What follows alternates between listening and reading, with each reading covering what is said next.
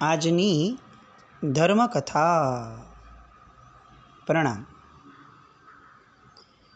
ધર્મકથા અંતર્ગત આપણે એક રોચક અને એક અત્યંત રહસ્યમય કથાના કથાનાયકના જીવનમાં ડોકિયું કરી રહ્યા છીએ. વીર વિક્રમાદિત્ય. એટલી બધી વાતો છે એમની. આ એક તો ખાલી દંડ માટેની આખી એક ઘટના છે, એની શોધ માટે. પણ આપણને ઘણીવાર એવું લાગે કે વિક્રમાદિત્યએ જે રીતે રાજાનો પોતાનો જે ભાર વહન કર્યો છે રાજા તરીકેનો, એની સાથોસાથ એ પોતાના વ્યક્તિગત જીવનની પોતાની આકાંક્ષાઓ, પોતાની જિજ્ઞાસાઓ, પોતાની મહેચ્છાઓ, પોતાનો રોમાંચ, પોતાનો ઉલ્લાસ, એ બધાને પણ એ એટલો જ ન્યાય આપતા હતા.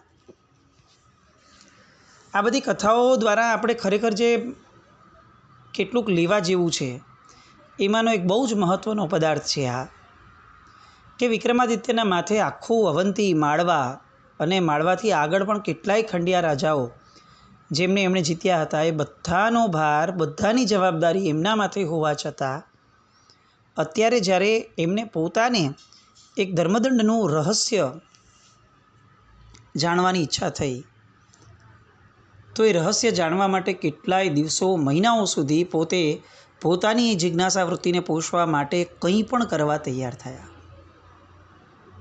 એમનામાં સાહસિક વૃત્તિ હતી, એ તો આપણે માનવું જ જોઈએ કે જોરદાર હતી. પણ સૌથી મહત્ત્વની બાબત એ કે એ ગમે તેવી જવાબદારીમાં પણ પોતાની જાતને ન્યાય આપતા હતા. એમને કોઈક આકાંક્ષા થઈ, એમને કોઈ જિજ્ઞાસા થઈ, તો એમણે એવું ન વિચાર્યું કે હવે બધી વાત બરાબર, આપણને આવો શોખ હોય કંઈ પણ નવું નવું જાણવા કરવાનો, પણ હવે કેવી રીતે શક્ય બને? આટલા બધા કામો પડ્યા છે માથે, કોણ કરશે આ બધું? અને આવું તો બધું રોજ થઈ રાખે. આવું બધું કરવા બેસવું તો આપણા રૂટીન કામો ક્યારે થશે? આટલી મોટી રાજ્યની જવાબદારીઓ કેવી રીતે વહન થશે? આવો એક પણ વિચાર નહીં. બહુ પ્રામાણિકપણે જાતને ઢંઢોળીને વિચારવા જેવો પ્રશ્ન છે. અત્યારે ધર્મ અને અધર્મવાળી વાતને આપણે જરાક એ પર્યાયને બાજુમાં રાખીએ તો બહુ જ સ્પષ્ટપણે આપણે આપણી જાત માટે એનાલિસિસ કરી શકીએ કે જે પુરુષો, ભાઈઓ કમાય છે, એ પોતે પોતાની જિંદગીમાં પોતાનું કમાયેલું ધન, દ્રવ્ય જે પણ છે એ બધાને ભોગવવા માટે જેન્યુઇનલી કેટલો સમય આપે છે. નિતાંત ભોગવવાનું. પૈસા કમાયા છે, ફરવા જવાનું છે, પૈસા કમાયા છે, બહારે જવાનું છે, પૈસા કમાયા છે, મકાન વગેરે બનાવ્યું છે. આપણે જેટલા અભરખા મોટા મકાનમાં રહેવાના થતા ગયા, એટલા અભરખા ત્યાં રહ્યા પછીથી એને માણવાના ન રહ્યા. આપણે જેટલા અભરખા ફોરેન ફરવાના થયા, એટલા અભરખા કોઈ એક સરસ જગ્યા હોય શાંતિથી ત્યાં રહીને ત્યાં એ જગ્યાને માણવાને ન રહ્યા. કેટલી બધી આવી વાતો. અને આ જ વાતોની લેગસી આપણે આપણા જીવનમાં એટલી બધી આગળ વધારતા થયા કે આજે આપણે ધાર્મિક પ્રસંગોમાં પણ જતા થયા, ધાર્મિક પ્રસંગો ઉજવતા થયા, કંઈક ભવ્ય એવી ઘટનાઓના સાક્ષી બનતા થયા. પણ એ બધા જ પ્રસંગોની અંદરમાં આપણે ક્યારેય એને માણવામાં, ઓતપ્રોત થવામાં આપણને ક્યારેય રસ હોય ને એવું આપણને અંદર પ્રતીત જ નથી થતું.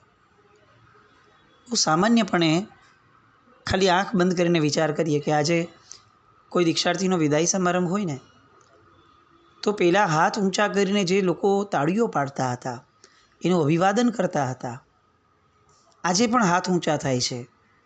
પણ આજે તાળી પાડવાની મોબાઈલની અંદરમાં એને શૂટ કરવા માટે થાય છે. બહારગામ ગયા હોઈએ તો વસ્તુઓના ફોટો અને વિડીયો પાડવાની જગ્યાએ આપણે આપણી સેલ્ફીઓ લેતા થયા.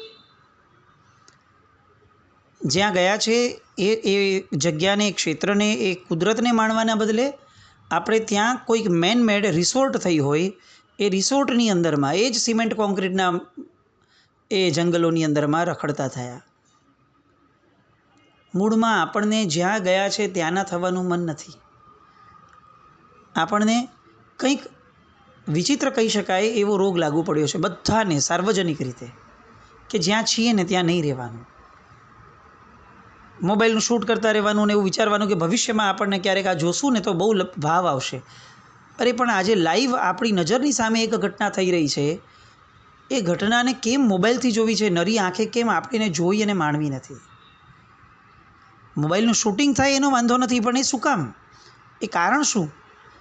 અને કેટલી વાર આપણે આવા બધા મોબાઈલના શૂટિંગો રીતસર ચેક કર્યા હશે કે જોયા હશે? મૂળમાં જે વાત આપણે કરીએ છીએ, આપણે ભોગવતા પણ આપણને નથી આવડતું. આપણને ધર્મ કરતાં નથી આવડતું, એ તો વાતમાં કોઈ બેમત જ નથી. પણ એનાથી એ ભયંકર વિચારણીય પ્રશ્ન એ છે કે આપણને ભોગવતા પણ નથી આવડતું. કેટલી બધી દરિદ્રતા આપણા બધાના મનની સ્થિતિની છે. વિક્રમાદિત્યના મનમાં આવી દરિદ્રતા જરાય નહીં. એટલી રિચનેસ કે આજે ઈચ્છા થઈ કે ભાઈ ચાલો તામ્રલિપ્તિ જવાનું છે, તો વયા ગયા. એ તામ્રલિપ્તિનું કાર્ય પૂરું કરી લીધું, પાછું આવ્યું અને દૈવદમ્મીએ કીધું કે હવે એ ઠીક છે, હવે ઉમાદે પાસે જવાનું છે. અને ઉમાદે પાસે જવા માટે પણ 2-4 દિવસમાં બધી જ વ્યવસ્થાઓ કરી રાજ્યની અને નીકળી ગયા. માણે છે પોતાના ઊભા કરેલા જગતને, પોતે માણે છે. પોતે કોઈ એટીએમ કે બેંકની જેમ નથી જીવતા કે જેને જોઈતું એ અમારા પૈસા વાપરો, પણ હું આખો દિવસ ઓફિસે બેસીશ, હું ફરવા જઈશ તો પણ હું ઓફિસના જ ફોન સાચવીશ, હું ધંધો જ કરીશ. અને અથવા બહેનો હોય તો હું ફક્ત ને ફક્ત રસોડું જ સંભાળીશ, હું ફક્ત ને ફક્ત કિટી પાર્ટીઓ માટે કે ફ્રેન્ડ્સ માટે મોબાઈલોની સેલ્ફીઓ જ લીધે રાખીશ. આવું નહીં, માણવા માટે નીકળવું. અને વિક્રમાદિત્ય આવું માણવા માટે જે નીકળ્યા હતા એનો એક ભાગ ઉમાદેના ચરિત્ર વિશે જાણવાનો ભાગ. સોમ શર્માને ત્યાં આવ્યા અને એમાં એમના શિષ્ય તરીકે રહ્યા. રાત્રિના સમયમાં ખ્યાલ આવ્યો કે ઉમાદે તો ક્યાંક જાય છે, એટલે બીજે દિવસે વૃક્ષની બખોલમાં છુપાઈને રહ્યા.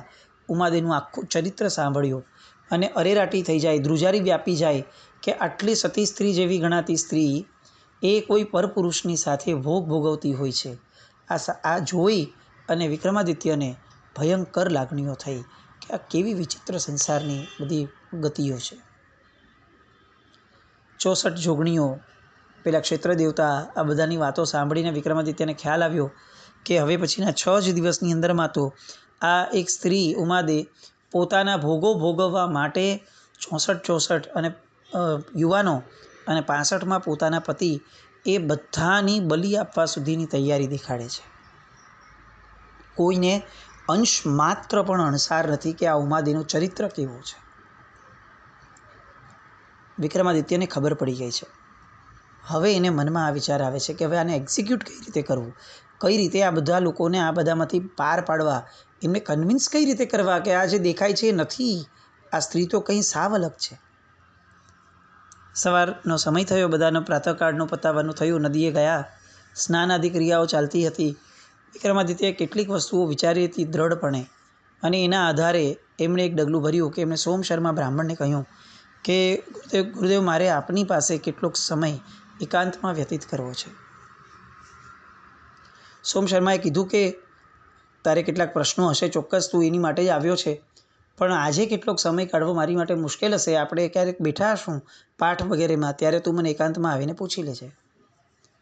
પણ વિક્રમ એમને સમજાવે છે, વિક્રમ વલ્લભ નામે જે થઈને આવ્યા છે, ત્યારે એ સમજાવે છે કે એવું નહીં ગુરુદેવ, મને ખરેખર એવો સમય જોઈએ છે કે જે સમયમાં ફક્ત આપ અને હું 2 જ જણા હોઈએ, અને કેટલીક અગત્યની વાતો પણ મારે કરવી છે. સોમ શર્મા બ્રાહ્મણને આ વિક્રમ વલ્લભની વાતો પરથી ગંભીરતા સમજાતી હતી, અને એમણે એમ કહ્યું કે સારું, સમય કાઢીએ. અને પ્રાતઃકાળનું બધું આટોપી લીધું, એટલે એમ કીધું કે આપણે આપણા ઘરે બેસવું આવી રીતે આ ખૂણામાં. વિક્રમાદિત્ય ફરીથી ના પાડે છે કે એવું નહીં ગુરુદેવ, મને અહીંયા જ આ નદીના કાંઠે જ આપની હારે બેસવું છે. સોમ શર્માને એમ થયું કે ચોક્કસ કંઈક હશે તો જ આ કહેતો હશે. બધા જ વિદ્યાર્થીઓને એમણે જણાવ્યું કે તમે બધા પહોંચતા થાવ, હું પાછળથી આવું છું, તમે જઈને આટલા કેટલાક પાઠો જે છે એનું સ્મરણ કરજો, ત્યાં સુધીમાં હું આવી જઈશ. અને બીજા બધા શિષ્યો ગયા. વિક્રમ અને સોમ શર્મા આ 2 જ જણ બેઠા છે. અને સોમ શર્મા બ્રાહ્મણ પૂછે છે કે એવા કયા પ્રશ્નો છે, ચાલો તમે પણ શરૂ કરો, હું પણ ચકાસી લઉં કે મારું જ્ઞાન કેટલું ને કેવું છે. અને વિક્રમાદિત્ય વાત કરે છે કે ગુરુદેવ, મારે પ્રશ્નો નથી પૂછવા, કારણ કે હકીકતમાં હું પ્રશ્નો પૂછવા આવ્યો જ નથી. હું અહીંયા એક કાર્ય, એક કારણ લઈને આવ્યો છું. મને અહીં આવવા માટે આ એક નાગદમની અને દૈવદમની કરીને જે સ્ત્રી છે, જે હવે મારી પત્ની છે દૈવદમની, એણે મને મોકલ્યો છે.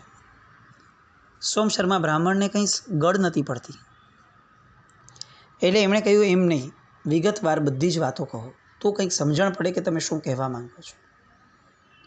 અને એ પેલી દૈવદમનીની વાતો ચક્રની છત્રની, અને ત્યાંથી શરૂ કરી અને શતરંજની રમત, ત્યાંથી શતરંજની રમત પછીથી આ બધી તામ્રલિપ્તિની વાતો, અને ત્યાર પછીથી મુકાયેલું શરત કે ઉમાદેનું ચરિત્ર જાણીને આવવાનું છે, એ બધી વાતો કરી. માનવાની કોઈ તૈયારી જ નથી સોમ શર્મા બ્રાહ્મણની. કઈ રીતે મગજમાં ઉતરે? અશક્ય લાગતું હતું. ઉમાદે માટે કોઈ આવો શબ્દ પણ વાપરી શકે?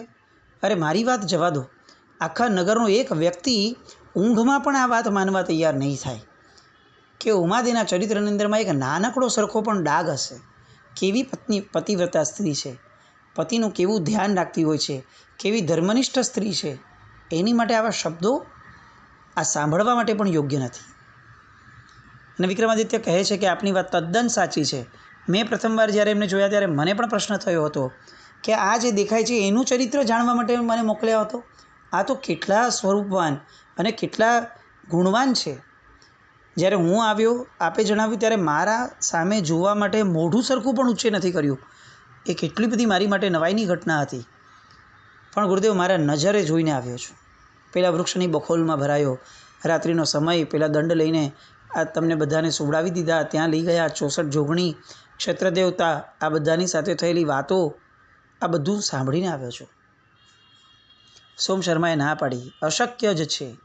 અને ત્યારે વિક્રમાદિત્ય કહે છે કે મને ખાતરી છે કે આવું જ થવાનું હતું, અને એટલે હું આપને જણાવું છું કે આજે રાત્રિના સમયની અંદરમાં જેમ ગઈકાલે હું ગયો હતો, એમ આજે આપણે બંને વૃક્ષની બખોલમાં છુપાઈ જઈએ, અને આજે આપની સગી આંખેથી આ જે ઘટના છે એ જોજો. કારણ કે ગઈકાલે મેં એવું સાંભળ્યું છે ઉમાદેના મુખેથી જ કે આજે એ એના મિત્રને મળવા જવાની છે.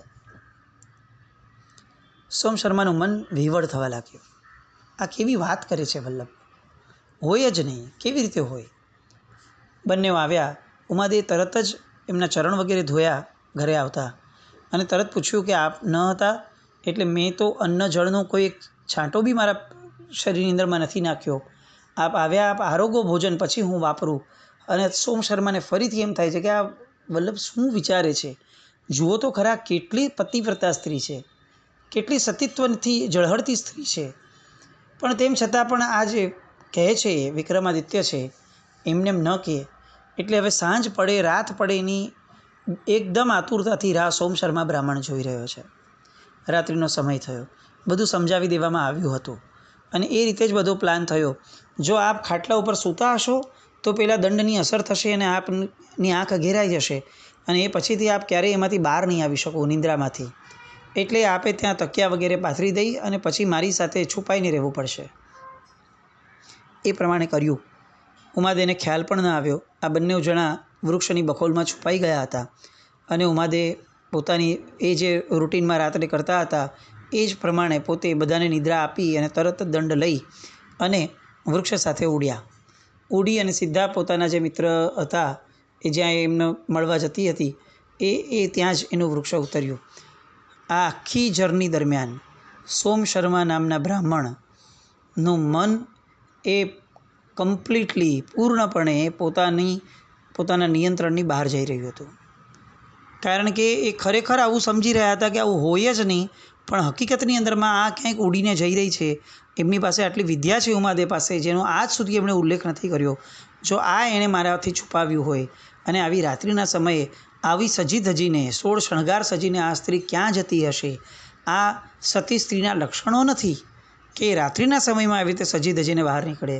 એ આખી જે જર્ની પસાર થઈ વૃક્ષ ઉપરની, એ આખી જર્ની દરમિયાન સોમ શર્મા બ્રાહ્મણે જીવનની અંદરમાં જે આખી છાપ ઊભી કરી હતી, જે આખા મંતવ્યોને પક્ષપાત ઊભા કર્યા હતા, જે પોતાની પત્ની પ્રત્યેનો પ્રેમ ઊભો કર્યો હતો, એ આખો ને આખો પ્રેમ, શ્રદ્ધા, વિશ્વાસ બધું કડડભૂસ થઈ અને તૂટી પડતું હતું.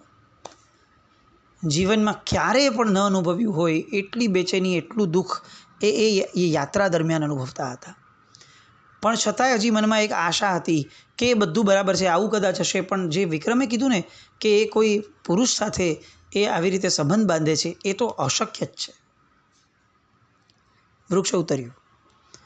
જેવું ઉતર્યું, આ બંને બખોલમાં ભરાઈને જ રહ્યા હતા. પેલા ઉમાદે નીકળ્યા અને ઉમાદે પાછળ એકદમ પગરવ ન થાય એવી રીતે આ બંને જણા ભાગ્યા. ઉમાદે જે દરવાજાથી અંદર ગયા એ દરવાજો તો બંધ થઈ ગયો. વિક્રમાદિત્ય માટે પણ આ નવી જગ્યા હતી. એટલે હજી વિક્રમાદિત્ય કંઈ વિચારે પહેલાં સોમશર્મા બ્રાહ્મણે જોયું કે એક કામ કર યુવાન, તું અહીંયા જ ઊભો રહે, અહીંયા વંડી દેખાય છે, હું વંડી કૂદીને હું જઈ આવું છું અને મારી આંખેથી હું આ ઘટનાને જોઉં અને પછી હું એને ચકાસું અને હું તને આવીને કહીશ કે ખરેખર તું ખોટો હતો. કારણ કે મને હજી પણ વિશ્વાસ છે કે મારી ઉમાદે આવું ક્યારેય કલ્પી પણ ન શકે. વિક્રમે કહ્યું કે હું અહીં બખોલમાં જ બેઠો છું, આપ જઈ આવો. અને ગયા. સોમશર્મા બ્રાહ્મણે વંડી કૂદી. અવાજ ન થાય એ બહુ જ ધ્યાન રાખવા જેવું હતું. એણે બધું જ પાડ્યું. આગળ જઈ અને જુએ છે તો બધી જ ઓરડીઓ બંધ છે, ક્યાંય કોઈ બારીઓ નથી. કેવી રીતે જોવું? દરવાજાઓ બંધ છે. ત્યાં એમનું અચાનક ધ્યાન ગયું કે એક ભીંતની અંદરમાં નાનકડી તિરાડ છે. પગલાં આગળ વધી રહ્યા છે પણ મન આગળ નથી વધી રહ્યું. મનની અંદરમાં સેંકડો પ્રશ્નો એક સાથે ઉદ્ગમી રહ્યા છે. સેંકડો ઘટનાઓ ઉમાદેના જીવનમાં પોતે જોયેલી, પોતાનો વિશ્વાસ જેની પર મુકાયો છે, એ બધી ઘટનાઓ એકસાથે મનની અંદરમાં હચમચી રહી છે અને કંપારી છૂટી રહી છે તનની અંદરમાં કે હવે શું જોવા મળશે, શું જોવા મળશે.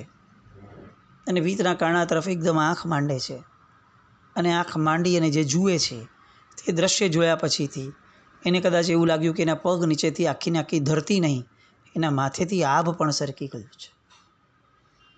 ઉમાદે અને એકદમ શ્યામ વર્ણનો એક પુરુષ, એ બંને એકબીજાના બાજુમાં બેસી અને મેરૈયા એટલે કે દારૂના જે પ્યાલાઓ હતા એ પ્યાલાઓની જ્યાફત ઉડાવી રહ્યા હતા, મિજબાની ઉડાવી રહ્યા હતા. હચમચી ગયા સોમશર્મા બ્રાહ્મણ. આંખ ઉપર ભરોસો નહોતો બેસતો. પણ જેમ તેમ કરીને હવે આવ્યા છે તો ખરું ચરિત્ર જાણવા જેવું છે, એટલે આંખમાંથી દળ આંસુ વહે છે. ક્ષમતા પણ નથી કે પોતે ઊભા રહે, પણ તેમ છતાં પણ એ આખા દ્રશ્યને જોવા માટે પ્રયત્ન કરે છે.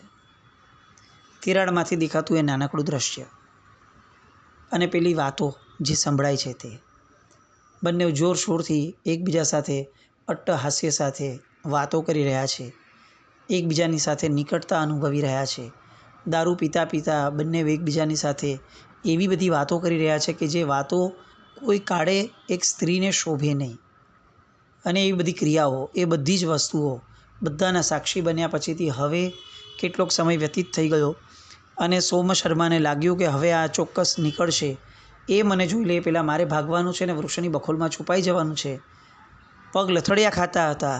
મન પૂર્ણપણે આત્મહત્યા કરી લેવાની તૈયારી દેખાતું હતું કે આવું જીવન જીવવા કરતાં, આવો વિશ્વાસઘાત સહન કરવા કરતાં મરી જવું સારું. પણ તેમ છતાં પેલો વિક્રમ રાહ જુએ છે અને એટલે વંડી પછી ફરીથી પાછી કૂદ્યા, બહાર આવી ગયા. દોડતા પહોંચ્યા વિક્રમ પાસે અને વિક્રમ પાસે પહોંચી અને એને કહ્યું કે દોસ્ત, મારું જીવન પૂર્ણ થઈ ગયું, તારી બધી વાત મેં અનુભવી લીધી છે. વિક્રમાદિત્ય કહે છે કે ઊભા રહો, બહુ વાતો કરવાનો આ સમય નથી, હમણાં જ બહાર આવતા હશે. બંને જણા બખોલમાં સંતાઈ ગયા અને જે રીતે આવતી વખતે એક શંકા હતી એવી રીતે જતી વખતની એ યાત્રાની અંદરમાં આ સોમશર્મા બ્રાહ્મણના મનમાં જે પરાકાષ્ઠાનો વિષાદ હતો એની કલ્પના કોઈ કરી શકે એવું ન હતું. ઉમાદે આવા નીકળ્યા હશે, આવા હશે એવી કલ્પના જ નહીં. જેમ તેમ કરીને એ યાત્રા પૂરી થઈ. ઉમાદે નીકળ્યા, એની પાછળ આ લોકો બંને નીકળ્યા. બહાર જ ઊભા રહી અને વાતો કરે છે અને એ જોરથી કલ્પાંત કરે છે. વિક્રમાદિત્ય સમજાવે છે કે ભાઈ અવાજ નહીં કરો, ક્યાંક વધારે અવાજ થતાં આપણી બધી જ વસ્તુઓ બહાર છતી થઈ જશે. અને પોતાના રુદનને રોકી નથી શકતા કે આ શું થઈ, હું કયા ભ્રમના જગતમાં જીવતો હતો અને આ કેટલી હદ સુધીની પાપીણી સ્ત્રી છે. એ દારૂ પીએ છે, મદિરાનું પાન કર્યું છે એણે, અને મારી નજરની સામે એણે પોતાના મિત્રને ડુક્કરનું માંસ ખવડાવ્યું છે. હું નીકળતો હતો અને એ સમયે મને સંભળાતું હતું કે પેલા મિત્રએ એને કીધું કે આવતીકાલે તું હરણિયાનું માંસ લઈને આવજે. અને ત્યારે એણે એમ કીધું કે આવતીકાલે હું ફક્ત હરણિયાનું નહીં, હજી પણ એક બીજા સ્વાદિષ્ટ પશુનું માંસ લઈને તને વપરાવીશ, અને તું બસ ગમે તેમ કરીને ખુશ રહે અને મને ખુશ રાખ.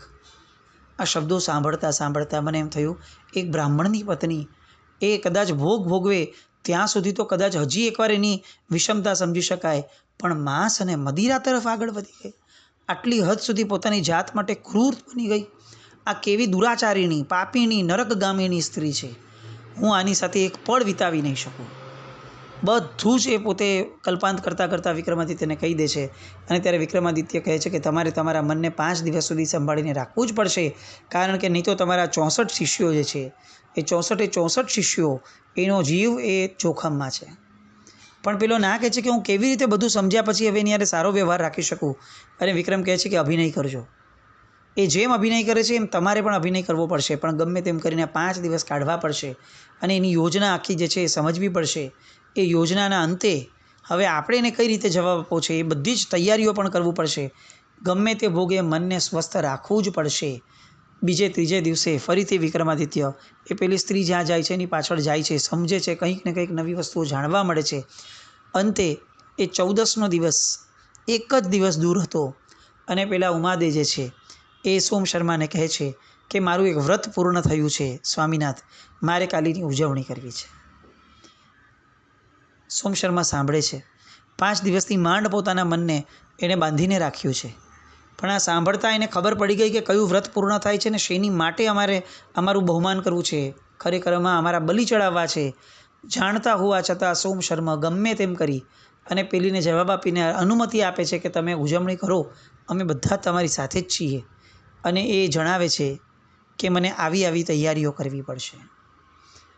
દરેક તૈયારીઓને સાંભળતા આ સોમ શર્માને 65 વ્યક્તિઓની બલિ ચડાવવાની એ ઘટનાઓ નજર સામે આવતી જાય છે કે આ એ જ દિશામાં જઈ રહી છે પાપીણી.